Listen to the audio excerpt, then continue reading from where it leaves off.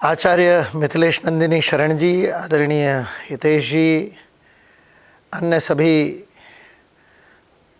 प्रबुद्ध श्रोतागण, माताएं, बहनें, बंधुओं, हम लोग आज इसे एक अत्यंत महत्वपूर्ण कार्यक्रम में पांचजन्य के द्वारा यहाँ पर एकत्रित हुए हैं। हितेश जी ने मुझे जो विषय दिया है वह इस अगस्त माह का महत्वपूर्ण विषय है। अभी 2 दिन बाद 15 अगस्त को हम 80वें वर्ष में प्रवेश करेंगे अपने स्वतंत्रता के। स्वाधीनता के 79 वर्ष पूर्ण करके हम 80वें वर्ष में प्रवेश करेंगे।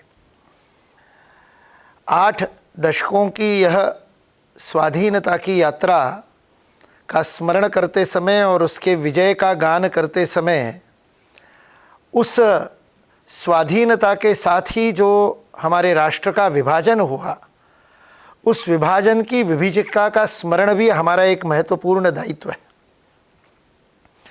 इसलिए आज मैं आपके साथ विभाजन विभीषिका के बारे में थोड़ी सी चर्चा करूंगा। भारत एक अखंड राष्ट्र के रूप में सारे विश्व में हम देखते हैं एक बड़े सब कॉन्टिनेंट भी उसे कहते हैं, उपमहाद्वीप के रूप में प्रसिद्ध है। हम लोग उसे जम्बू द्वीप कहा करते थे और उस जम्बू द्वीप के खंड खंड होते हुए आज केवल मात्र 1/3 भूभाग को हम भारत मान करके चल रहे हैं।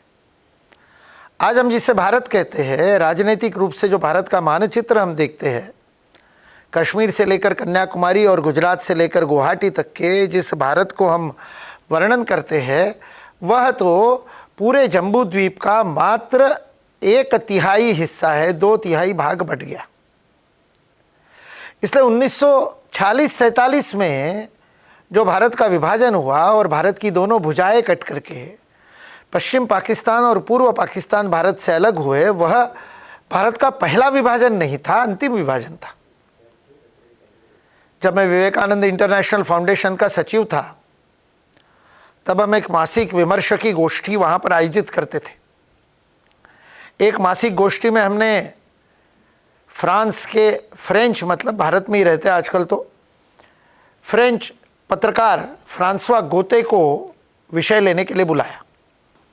जब मैं उनसे मिलने के लिए गया था और उनको पूछा कि आप किस विषय पर प्रबोधन करेंगे, तब उन्होंने कहा मेरा विषय होगा ड्यूटी ऑफ रिमेम्बरेंस, स्मृति का दायित्व।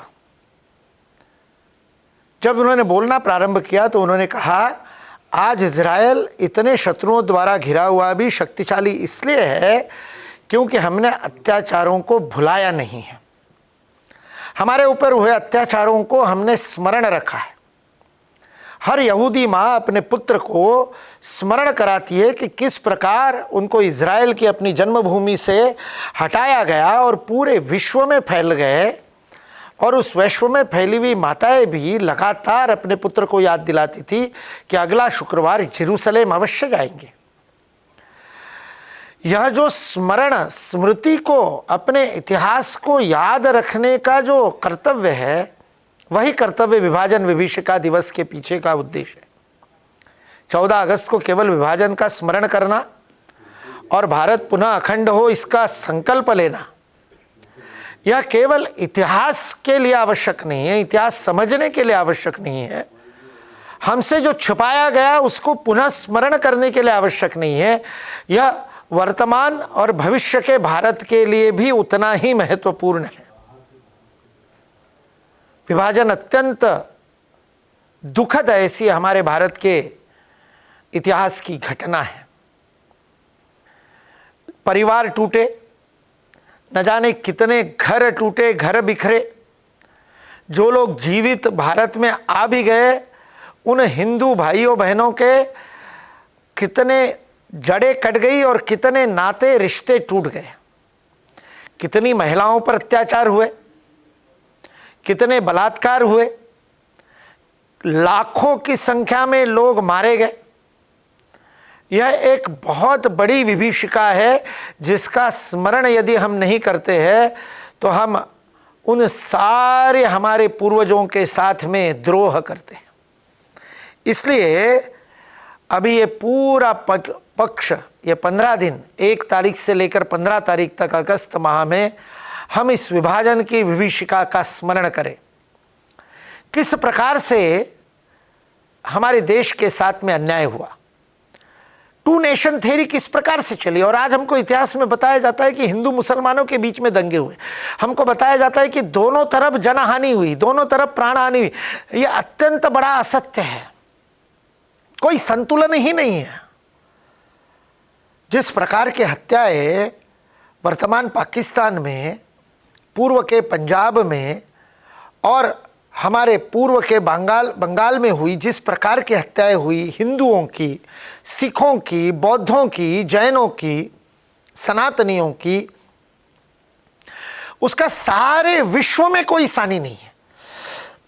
विश्व के किसी दूसरे नरसंहार के साथ, किसी दूसरे वंश निर्मूलन के साथ उसकी तुलना नहीं हो सकती।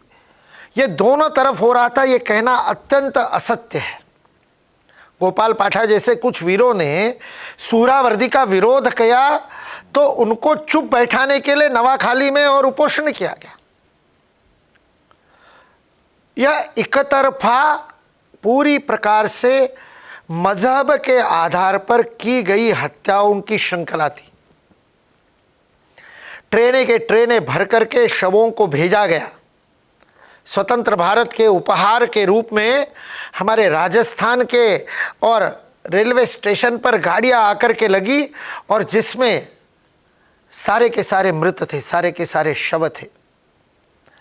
अनेक लोग अपना जीवन बचा करके जैसे तैसे पहने हुए कपड़ों के साथ सारे जीवन की जमा पूंजी को वैसा ही छोड़ करके, जितना कुछ बांध करके अपने पीठ पर लाद सके उतना लेकर के जैसे तैसे परिवार को बचाते हुए और दोनों तरफ से सीमा पार करके भारत में आए।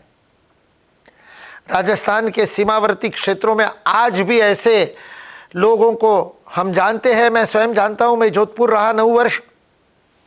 जोधपुर में सिंधी परिवार के ऐसे अनेक लोग थे जिनके रिश्तेदार, जिनके कोई संबंधी आज भी पाकिस्तान में रहते हैं और उत्सवों के समय उनका आना जाना रहता था। ऐसे अनेक लोगों को के साथ मिलना हुआ। आज भी किस प्रकार के अत्याचार हिंदुओं पर पाकिस्तान में होते हैं यह हम बार बार सुनते हैं। इसलिए विभाजन समाप्त नहीं हुआ है, विभाजन का घाव आज भी रिस रहा है, आज भी उसमें से रक्त निकल रहा है।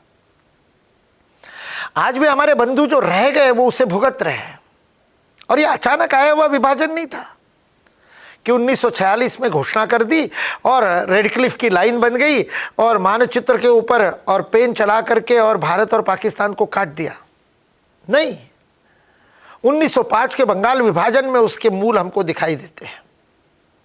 लियाकत अली जैसे लोगों के, मोहम्मद अली जैसे भाइयों के द्वारा, सर सैयद अहमद खान जैसे तथाकथित विद्वानों के द्वारा, जिन्होंने अलीगढ़ मुस्लिम विश्वविद्यालय की स्थापना की, उनके द्वारा 2 नेशन थ्योरी का प्रतिपादन किया गया। वह 20वीं शताब्दी के प्रारंभ में 19वीं शताब्दी के अंत में किया गया। अंग्रेजों द्वारा जनगणना जो प्रारंभ की, उस जनगणना से ही यह विभेद प्रारंभ हुआ था। और इसलिए इस्लाम को मानने वाले हिंदुओं के साथ नहीं रह सकते, यह 2 नेशन थ्योरी देने का काम यह इन मुस्लिम नेताओं ने किया। अंग्रेजों ने निश्चित रूप से उसको खाद पानी डाला था, लेकिन हिंदुओं को, सावरकर को, हिंदू महासभा को जो उसका दोष दिया जाता है वो पूर्णतः असत्य है।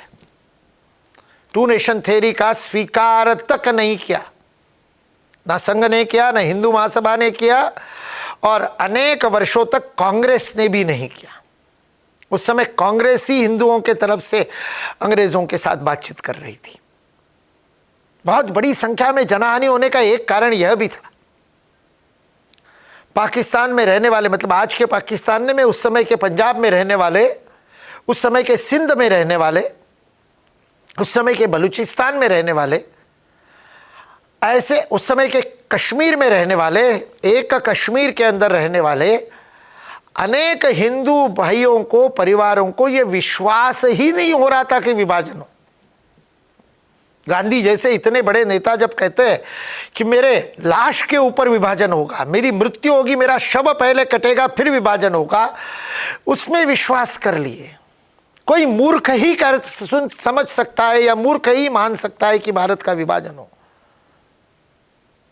भारत के जो बाद में पहले प्रधानमंत्री नियुक्त हुए, उस नेहरू ने भी यही कही थी बात। सारे कांग्रेस के नेता विभाजन के विरुद्ध मत दे रहे थे, विभाजन नहीं होगा इसकी गारंटी दे रहे थे। और उसके कारण अनेक हिंदू जो 11 महीने पहले, जो साल भर पहले, जो 1.5 साल पहले व्यवस्थित अपनी सारी मालमत्ता संपदा को बेच करके और बहुत अच्छी तरह से माइग्रेट, स्थलांतरित तो हो सकते थे, वह स्थलांतरण हुआ नहीं। लोग पंजाब में, सिंध में, कश्मीर में, बलूचिस्तान में इस विश्वास से बने रहे कि भारत के टुकड़े नहीं हो सकते। लाहौर तो हिंदू बहुल था, 60% से अधिक, लगभग 80% जनसंख्या हिंदुओं की थी।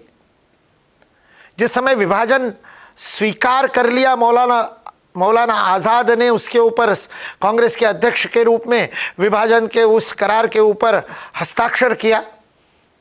ऐसा कहते हैं, राजकुमारी प्रीतम कौर ने लिखा है, अमृतसर की राजकुमारी प्रीतम कौर जो नेहरू के मंत्रिपरिषद में अकेली महिला थी, उन्होंने अपने आत्मकथा में लिखा है कि महात्मा गांधी को ध्यान नहीं था कि उसके ऊपर, महात्मा गांधी को अंधेरे में रखते हुए और उस कांग्रेस ने मान्यता दी थी विभाजन को मौलाना आज़ाद के और हस्ताक्षर से।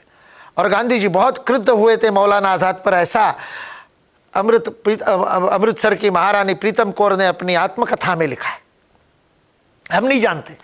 लेकिन कांग्रेस ने जब स्वीकार किया विभाजन को, उसके बाद भी लाहौर भारत में रहेगा यह विश्वास लाहौर के हिंदुओं के मन में था। कराची, सिंध के अनेक प्रदेश, सिंध के अनेक नगर, सिंध के अनेक गांव हिंदू बहुल थे। अभी भी राजस्थान से जुड़े हुए अनेक गांव हैं जहाँ के प्रधान चौधरी है, जहाँ के प्रधान हिंदू है। और ऐसे हिंदू बहुल गांव निश्चित रूप से भारत में आएंगे ऐसा मान करके उन लोगों ने भी स्थलांतरण नहीं किया। कुछ अत्यंत श्रीमंत लोगों को बहका करके जिन्ना के द्वारा रखा गया कि उनके रहने से पाकिस्तान की अर्थव्यवस्था ठीक रहेगी। और बाद में उनके साथ क्या हुआ? एक समय 23 से 25% जो हिंदू जनसंख्या आज के पाकिस्तान में, उस समय के पश्चिमी पंजाब में, पश्चिमी पाकिस्तान में जो 23 से 25% तक हिंदू जनसंख्या थी, वो आज कितनी बची है? 8%, 9%, 2%, 3%, पता नहीं। 8% शायद बांग्लादेश में है। दोनों तरफ प्रचंड वंश निर्मूलन, प्रचंड नरसंहार हुआ, हिंदू समाप्त कर दिए गए। इस विभाजन का एक कारण यह झूठा भरोसा भी था। मन के अंदर विभाजन हुआ। 1905 में बंगाल का विभाजन होता है। सारा भारत वंदे मातरम गाते हुए, जिससे 150 वर्ष अभी हम मना रहे, वंदे मातरम गाते हुए एक होता है और बंगाल के विभाजन के विरुद्ध वंग भंग का आंदोलन होता है। और अंग्रेजों को 1911 में विभाजन वापस लेना पड़ता है। 6 साल हम बिड़ जाते हैं। तो जिस समय 43-44 में भारत के विभाजन की बात हुई, वैसा ही विभाजन क्यों नहीं, वैसा ही आंदोलन हमारे लोगों ने क्यों नहीं किया उस समय के नेतृत्व में?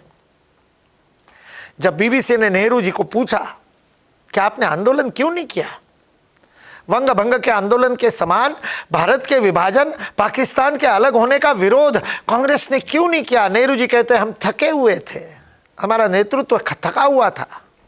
अरे उस समय जयप्रकाश नारायण आचार्य, कृपलानी जैसे युवा कार्यकर्ता थे, उनके हाथ में नेतृत्व देते थे, आप थक गए थे तो। लेकिन सत्ता की लालच में विभाजन को स्वीकार कराया गया और देश बट गया। में शेषाद्री जी अत्यंत अभिलेखों के और प्रत्यक्ष साक्ष्यों के साथ में इस बात को सिद्ध करते कि कैसे जिन्ना को प्रधानमंत्री बना देते तो भारत का विभाजन टल सकता था, लेकिन स्वीकार नहीं किया जिन्ना को प्रधानमंत्री के रूप में। और इसलिए जिन्ना को अलग प्रधानमंत्री बनना था और नेहरू को भी प्रधानमंत्री बनना था।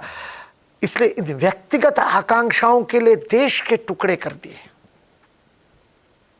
बंगाल का विभाजन तो अत्यंत हृदयद्रावक है। पंजाब के विभाजन के साथ वैसे तुलना तो किन्हीं त्रासदियों के विभाजनों की हो नहीं सकती, लेकिन बंगाल की विभीषिका का की चर्चा कम होती है, इसलिए ऐसा लगता है कि वहां कितना बड़ा विनाश हुआ। सूरावर्दी ने कलकत्ता में किए गए डायरेक्ट एक्शन के बारे में बंगाल फाइल्स में थोड़ा बहुत हमने देखा। मैं थोड़ा बहुत इसलिए कह रहा हूं कि जिस प्रकार का अत्याचार अनाचार हुआ है वो कैमरे से दिखाना असंभव है और सभा में बोलना भी असंभव है। इतना क्रूरता के साथ, अमानवीय तरीके के साथ हिंदुओं के परिवारों का और निर्दालन किया गया। चिटगांव में, सिलेट में, वीरगांव में, ये सारे हिंदू बोल। चटगांव में 90% हिंदू थे, लेकिन बांग्लादेश में है आज। उस समय पूर्वी पाकिस्तान में। सिलेट त्रिपुरा के पास में, कर्मकुंज के पास में, दक्षिण आसाम के पास में लगा हुआ जिला है, हिंदू बहुल जिला। आज भी बड़े असम में जितने बंगाली अपने को मिलते हैं उनमें से अधिकतर सिलेटी है, वहाँ की बांग्ला भाषा बोलते हैं। हमारे प्रधानमंत्री के और जो सलाहकार है संजीव सान्याल जी, आर्थिक सलाहकार, वह वहाँ से, वह सिलेट। वहाँ तो ऐसा कहते हैं कि उस सिलेट को भारत में लेने के लिए आंदोलन हुआ, उसके बाद अंग्रेजों ने वहाँ प्लेबिसाइट लिया, जनमत संग्रह किया और हिंदू अपने आलस के अंदर, अपने तमस के अंदर मतदान करने नहीं गया। मतदान केवल 60% हुआ और इस मुगालते में रहे कि हम तो 90% है, हम तो 80% है, यह तो भारत में ही जाएगा, और जनमत संग्रह हार गए।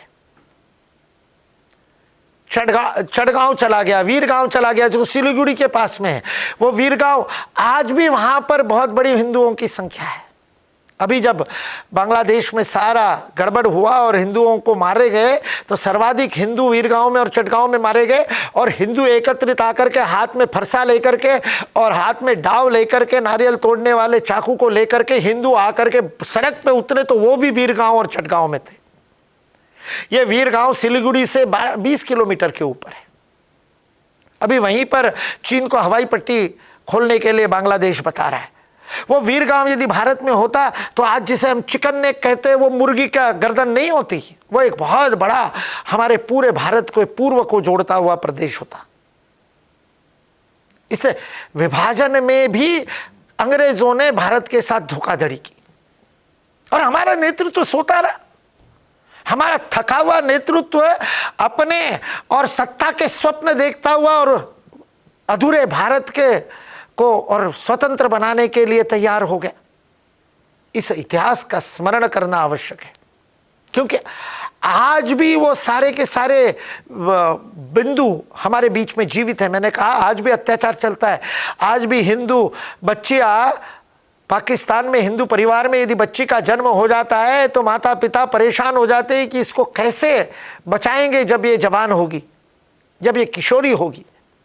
सिख परिवारों के बच्चों को और अपहरण होना, उनके साथ में गलत कृत्य होना आज भी चल रहा है। विभाजन पूरा नहीं हुआ है, चल रहा है, उसका घाव आज भी रिस रहा है। एनीवे प्रॉपर्टी एक्ट अभी पिछले 2 वर्ष पहले और सरकार ने उसके ऊपर निर्णय लिया। एनीमी प्रॉपर्टी के बारे में भारत में निर्णय नहीं हुआ, वक्फ में चली गई। पाकिस्तान में जो हिंदुओं की संपदा थी वो वहां बचे हुए या यहां से गए हुए मुसलमानों में बांट दी, और भारत से जो मुसलमान पाकिस्तान चले गए और जिन्होंने अपनी लॉयल्टी बदल ली, उनकी प्रॉपर्टी के साथ कोई निर्णय सरकार ने नहीं किया, अभी तक नहीं किया। इसलिए आर्थिक रूप से, राजनीतिक रूप से, सामाजिक रूप से, पारिवारिक रूप से, भावनात्मक रूप से यह विभाजन की विभीषिका का घाव आज भी हमारे मर्म पर चलता है। और यदि हम जागृत नहीं रहे तो अभी भी ये विभाजन होता रहेगा। सीएए को लेकर के हुए और जो प्रदर्शन थे, जो प्रोटेस्ट थे, और जिस प्रकार से सीएए का विरोध किया गया, सीएए क्या था?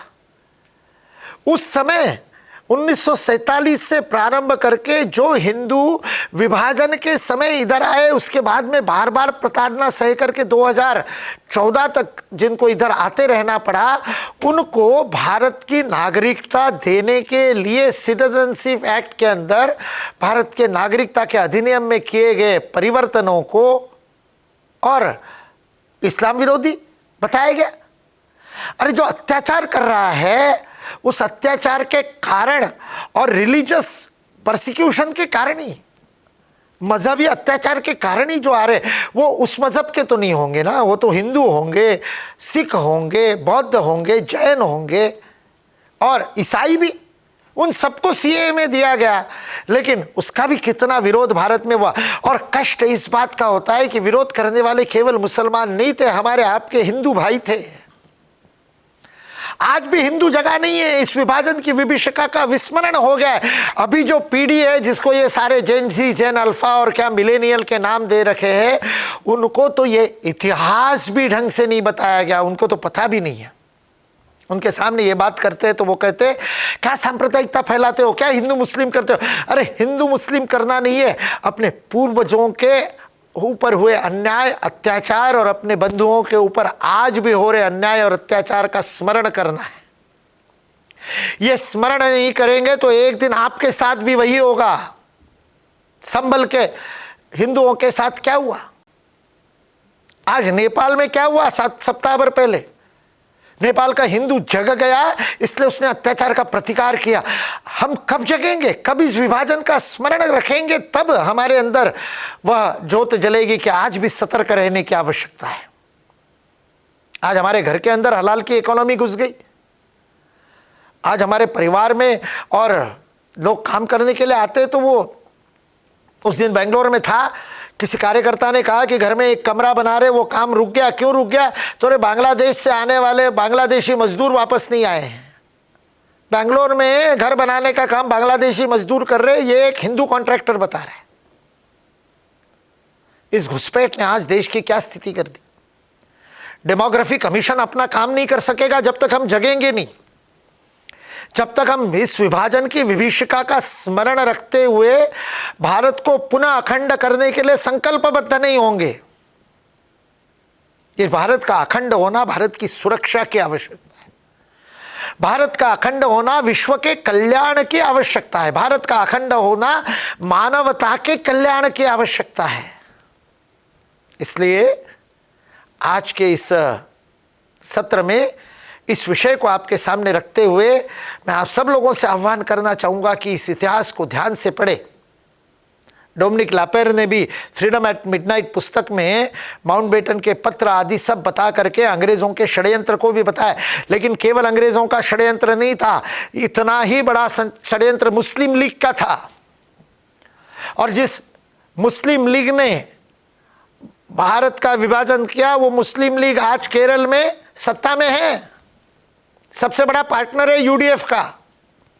कांग्रेस के उनके विधायकों की संख्या 1-2 की फर्क है, इतने अधिक विधायक एक साथ वहां पर चुन करके आए।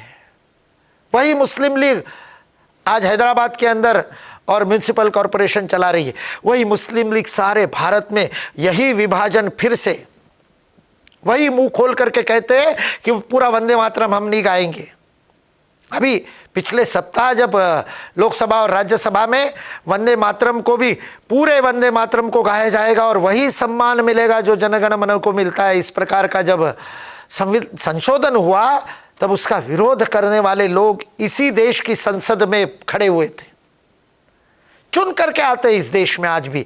क्यों? क्योंकि हम विभाजन को भूल गए, क्योंकि हम अपने पूर्वजों के कष्ट को भूल गए, क्योंकि हम हमारे पूर्वजों के साथ हुए अन्याय को, अत्याचार को भूल गए। इसलिए स्वतंत्रता का आनंद मनाते हुए स्वाधीनता दिवस पर विजय का तिरंगा फहराते समय उन बंधुओं के रक्त का भी स्मरण करना चाहिए जो बहा है, उन माताओं के साथ हुए अन्याय को भी स्मरण करना है जो आपके पूर्वज थे।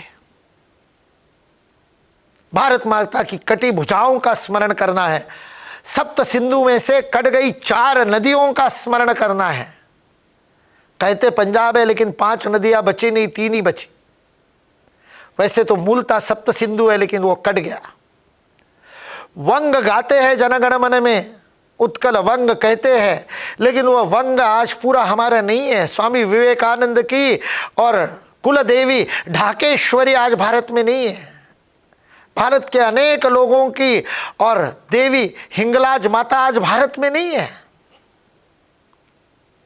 इसलिए संकल्प लेने की आवश्यकता है।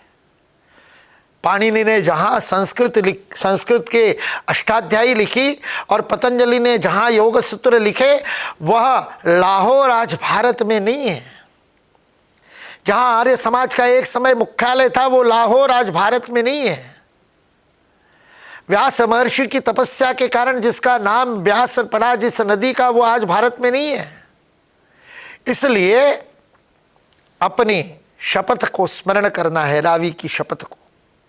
15 अगस्त 1947 को पांडिचेरी से आकाशवाणी पर दिए गए अपने भाषण में महर्षि अरविंद ने भविष्यवाणी की थी कि यह विभाजन अप्राकृतिक, असांस्कृतिक और अभौगोलिक है। ज्योग्राफी के भी एंटी जियोग्राफिकल कहा था उन्होंने। इसलिए इसका समाप्त होना अवश्यंभावी है। उन्होंने भविष्यवाणी की थी कि भारत पुनः एक होगा। महर्षि अरविंद का स्वप्न, अटल जी की कविता में दिखा हुआ संकल्प, भारत की संसद में लिए गए अनेक संकल्प, उन सब को पूर्ण करके अखंड भारत को पुनः बनाना, अफगानिस्तान से लेकर और शाम देश थाईलैंड तक, इंडोनेशिया और बाली तक, म्यांमार तक एक भारत। जहाँ माता सीता ने शोक किया, वो श्रीलंका, वह भारत का हिस्सा थी। स्वामी विवेकानंद जब कोलंबो में आए तो भारतवासी के रूप में उनका स्वागत हुआ। 1919 में श्रीलंका को अलग दिया, कोई आंदोलन नहीं हुआ। 1923 में बर्मा को अलग किया, कोई आंदोलन नहीं हुआ। जहाँ बैठ करके गीता रहस्य लिखा लोकमान्य बाल गंगाधर तिलक ने, वह मांडले आज भारत में नहीं है, वो ब्रह्मदेश में था और वो म्यांमार हो गया। अंग्रेजों ने एडमिनिस्ट्रेटिव नाम से उसको अलग कर दिया, अफगानिस्तान को एडमिनिस्ट्रेटिव नाम से अलग कर दिया। अरे ये सब भारत का हिस्सा थे।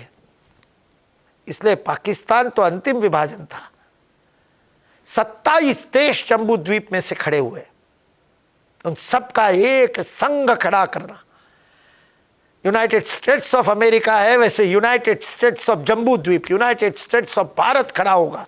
एक दिन हमारे आंखों के सामने भारत जीते जी अखंड होगा, ये स्वप्न मन में धारण करें। यह ऋषियों की वाणी है।